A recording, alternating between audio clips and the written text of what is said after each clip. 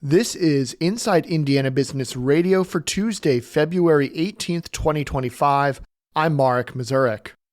A new study from Indianapolis-based consulting firm TPMA found most Orr Fellowship participants stay in Indiana and about 20% go on to start their own firm or enterprise. College graduates can apply for the Orr program, and those who are chosen are paired with partner companies that hire them as paid employees. More than 600 people have been Orr Fellows, including Carmel native Xavier Ramirez. I'm somebody where I have a lot of different interests and I want to be able to explore and grow those for my future career. And Orr doesn't lock you into only doing one thing. It allows you to get as involved as you want. And so we really encourage people stepping outside of their comfort zone and exploring and learning more. Ramirez is an Indiana University graduate and current employee. IU is among 63 Orr Fellowship partners, along with companies like Jiffy Lube and the Indianapolis Airport Authority. A recent economic impact study found 60% of Orr Fellows stay in Indiana after their 2-year program. Last year, the program expanded to Evansville and partnered with companies including Old National Bank and Toyota Manufacturing Indiana. A Jasper-based company that Indiana Governor Mike Braun founded and managed for decades has agreed to pay $7.4 million after running afoul of federal air pollution standards. Meyer Distributing reached a settlement earlier this year with the Environmental Protection Agency over a lawsuit alleging the auto parts supplier sold devices that intentionally violated the Federal Clean Air Act. Meyer Distribution has agreed to pay $7.4 million in civil penalties. The EPA settlement also requires the company to give $1.2 million for an environmental project. The EPA says Meyer sold close to 100,000 aftermarket devices that defeated emissions detection safeguards from 2018 through 2020. The product included plates that blocked a vehicle's exhaust gas recirculation system and fitted pipes that replaced pollution treatment components in a vehicle's exhaust system. Braun helped found Meyer Distribution in the early 1980s and was CEO of the company for many years.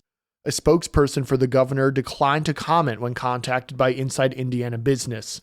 Financial disclosure documents show Braun was last paid a salary by Meyer in 2019. He still owns stock in the company. Meyer Distribution itself did not immediately respond to an interview request on Tuesday. From the number one source for Indiana business news, this is Inside Indiana Business Radio. To succeed, you need to stay informed. You need to be engaged. And let's face it, you need to set yourself apart from the rest by connecting with a company that brings you the best. Because in today's environment, business is an ever-moving target, and we'll help you chase it. IBJ Media. The best of business is in us. Get started at ibjmedia.com/youngprofessional. Louisville-based Churchill Downs Inc. opened the Owensboro Racing and Gaming Casino in western Kentucky near the southern Indiana border last week. The company's 7th horse racing entertainment venue in the Commonwealth welcomed more than 1,000 customers through the doors within the first hour of business on February 12th. The Owensboro Casino is a $100 million gaming and entertainment venue less than an hour from Evansville and about 90 minutes from Louisville. The casino project created 200 construction jobs and 220 permanent jobs. The 24/7 facility is expected to generate around $125 million in annual regional economic impact. Churchill Downs Inc. is becoming a player in the Midwestern casino scene. CDI also opened the Terre Haute Casino Resort in Vigo County last year. The new casino features 600 historical horse racing machines. Historical racing is a system that allows players to bet on past horse races that are random and anonymous. The new facility also has a retail sportsbook and simulcast wagering. South Bend on Monday launched an effort to provide coaching, access to capital, and additional support services to small businesses in the city. The South Bend Opportunity Fund was developed in partnership with First Source Bank and the North Central Indiana Small Business Development Center. The city said in a release that it is committing $1 million over the next 3 years. The South Bend-based bank is providing favorable loan terms, and the center offers one-on-one coaching.